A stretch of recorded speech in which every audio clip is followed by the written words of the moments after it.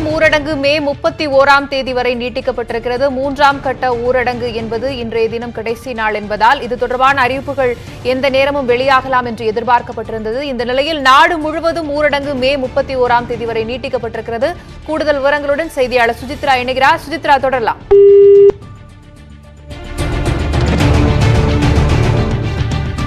Corona பெருந்தொற்று காலமாக கடந்த 3 வாரங்களாக இருந்த அந்த ஊரடங்கு காலம் என்பது 55 நாட்களை கடந்திருக்கிறது. தொடர்ந்து 3ஆம் கட்ட ஊரடங்கு என்பதன் கடைசி நாளான இன்று 4ஆம் கட்ட ஊரடங்குக்கான காலம் என்பது அறிவிக்கப்படும். அது ஒரு புதிய வகையில் இருக்கும், புதிய தளர்வுகள் இருக்கலாம், கட்டுப்பாடுகள் இருக்கலாம் என்று ஏற்கனவே பிரதமர் மோடி அறிவித்திருந்தார். இந்த நிலையில் நாடு முழுவதும் ஊரடங்கு என்பது மே 31ஆம் தேதி வரை நீட்டிக்கப்பட்டிருக்கிறது.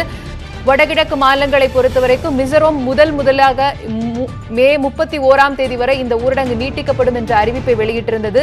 இதுபோல நாடு முழுவதும் இன்றைய தினம் மே 31ஆம் தேதி வரை இந்த ஊரடங்கு நீட்டிக்கப்படுவதாக அறிவிப்பு வெளியாகி இருக்கிறது. கூடுதல் விவரங்களுடன் செய்தியாளர் சுஜித்ரா இணைகிறார். சுஜித்ரா, தொடரலாம்.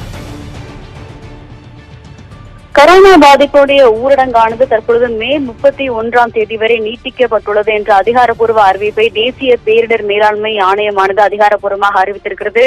ஏற்கனவே நடைமுறையில் இருக்கும் அந்த தளர்வுகள் மற்றும் கட்டுப்பாடுகள் அனைத்தையுமே மாநில அரசுகள் பின்பற்ற வேண்டும் என்ற ஒரு அறிவிப்பை அந்த அதிகாரப்பூர்வ அறிவிப்பில் மத்திய அரசாங்கம் வெளியிட்டிருக்கிறது.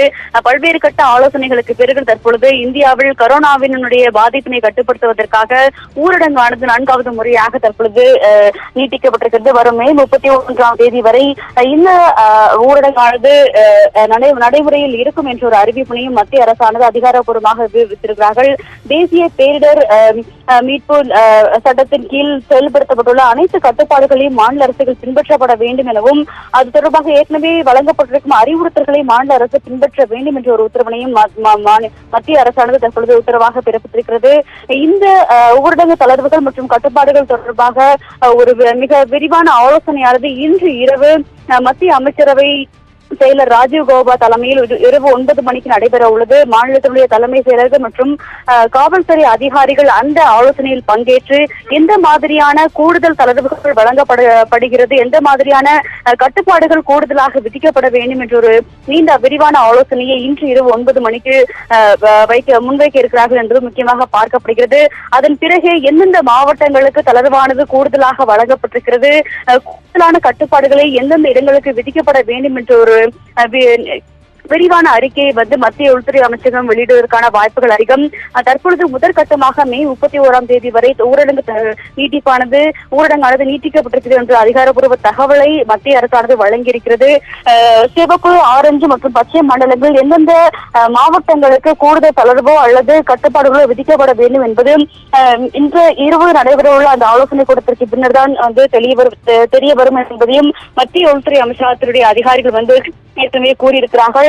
தற்பொழுது இந்தியாவை பொறுத்தளவில் கொரோனாவுடைய பாதிப்பானது 1 லட்சத்தை கிட்டத்தட்ட எட்டியுள்ள நிலையில் கூடுதல் கட்டுப்பாடுகளை எங்கெங்கு விதிக்க வேண்டும், மிக முக்கியமாக கொரோனா பாதிப்பு எதனால் அதிகரித்துக் கொண்டே வருகிறது, அதை குறைய செய்வதற்கான வேற என்ன காரணிகளை முன்னெடுக்கலாம் என்பது தொடர்பான ஒரு ஆலோசனையும் இன்று நடைபெற உள்ள அந்த கூட்டத்தில் முன்வைக்கப்படுவதற்கான வாய்ப்புகள் அதிகம்.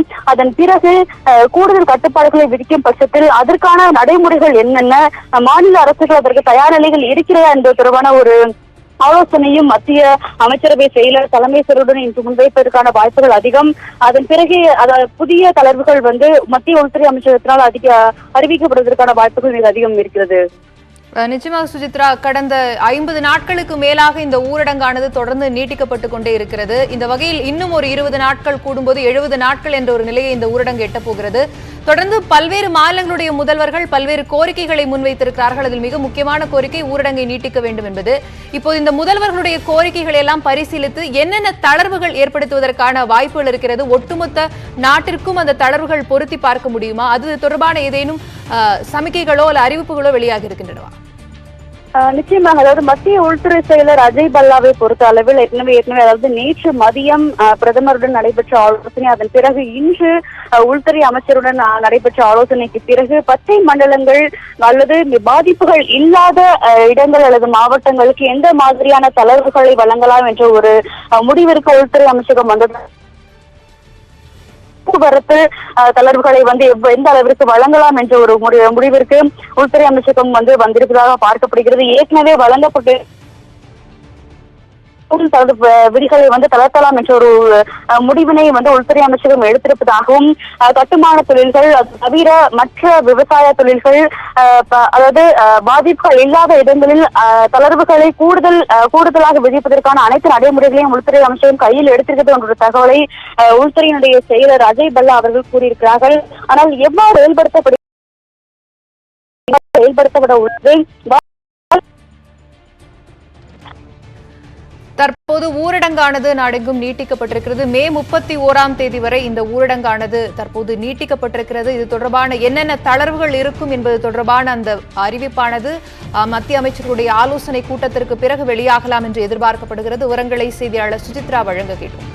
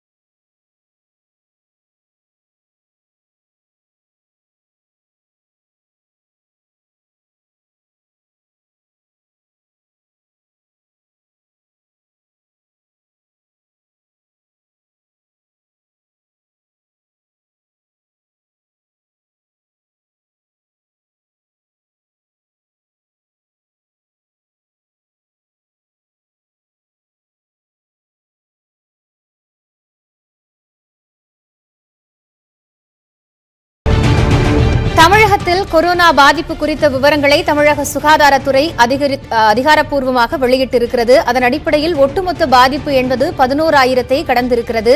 கடந்த 2 நாட்களாக பாதிப்பு எண்ணிக்கை என்பது 500க்குள் இருந்த நிலையில் இன்று 600-ஐ கடந்திருக்கிறது பாதிப்பு எண்ணிக்கை. இதனால் 11,000-ஐ மொத்த பாதிப்பு தொட்டிருக்கிறது. தமிழகத்தில் நாளுக்கு நாள் கொரோனா பாதிப்பு அதிகரித்து வரும் நிலையில் அது குறித்த பல்வேறு தடுப்பு நடவடிக்கைகளை தமிழக அரசு தீவிரப்படுத்தி வருகிறது. மற்ற மாவட்டங்களை ஒப்பிடும்பொழுது சென்னையில் பாதிப்பு எண்ணிக்கை அதிகரித்து வருகிறது. கூடுதல் விவரங்களோடு செய்தியாளர் சாரதா இணைகிறார். அவரோடு பேசலாம். சாரதா, இப்போ பாதிப்பு எண்ணிக்கையை பொறுத்த மட்டும் நேற்றைய தினம் அதற்கு முந்தைய தினத்தை ஒப்பிடும் பொழுது இன்று அதிகரித்திருக்கிறது 631ஆக. இதற்கு காரணம் வெளி மாநிலத்திலிருந்து அழைத்து வரப்படக்கூடியவர்களுக்கு இருக்கக்கூடிய தொற்று எண்ணிக்கை தானா? இன்று அல்லாமல் கடந்த 3 நாட்களாக 500க்கும் குறைவான பாதிப்புகள் தமிழகத்தில் பதிவாக வந்த நிலையில் தற்பொழுது இந்த எண்ணிக்கை மேலும் 500-ஐ கடந்து இன்று பாதிப்புகள் பதிவாகி இருக்கின்றன. நேற்று சுகாதாரத்துறை அமைச்சர் பேசும் பொழுது இதே விஷயத்தை கூறியிருந்தார். கடந்த 2-3 நாட்களாக குறைந்து கொண்டு வந்தது. ஆனால் வெளி மாநிலங்களிலிருந்து தமிழகத்திற்கு திரும்புகிறவர்களை பரிசோதிக்கும் பொழுது அவர்களுக்கான தொற்றானது உறுதி செய்யப்பட்டு வருகிறது. நேற்றும் கூட 90க்கும் மேற்பட்டவர்களுக்கு தொற்று உறுதி செய்யப்பட்டிருக்கிறது. அதே போன்று இன்றும் 81 பேருக்கு தொற்று உறுதி செய்யப்பட்டிருக்கிறது. ஆனால் 558 பேர் தமிழ்நாட்டில் ஏற்கனவே இருப்பவர்களுக்கு இன்று தொற்று உறுதி செய்யப்பட்டிருக்கிறது. எனவே வெளி மாநிலங்களிலிருந்து வருபவர்களுக்கு நேற்றும் இன்றும் சுமார் 100 பேருக்கு தொற்று உறுதி செய்யப்பட்டிருந்தாலும் கூட மற்றவர்கள் உள்ளூரில் இருப்பவர்கள் தான். எனவே இன்னும் உள்ளூரில் இருப்பவர்களுக்கும் பாதிப்பு கண்டறியப்பட்டு வருகிறது. கோயம்பேடு மார்க்கெட் பரவல் மூலமாக ஏற்பட்ட தொற்று என்பது ஓரளவு தற்பொழுது சென்னை அல்லாமல் மற்ற மாவட்டங்களில் கட்டுக்குள் வைக்கப்பட்டிருக்கிறது. சென்னையில் மட்டும்தான் இந்த எண்ணிக்கைகள் தொடர்ந்து அதிகரித்து வருகிறது என்பதை நாம் பார்க்க முடிகிறது. சென்னையில் இன்றைய எண்ணிக்கையை பார்த்தோம்னால் 480 பேர், அதுவும் 6000-ஐ கடந்திருக்கிறது சென்னையில்.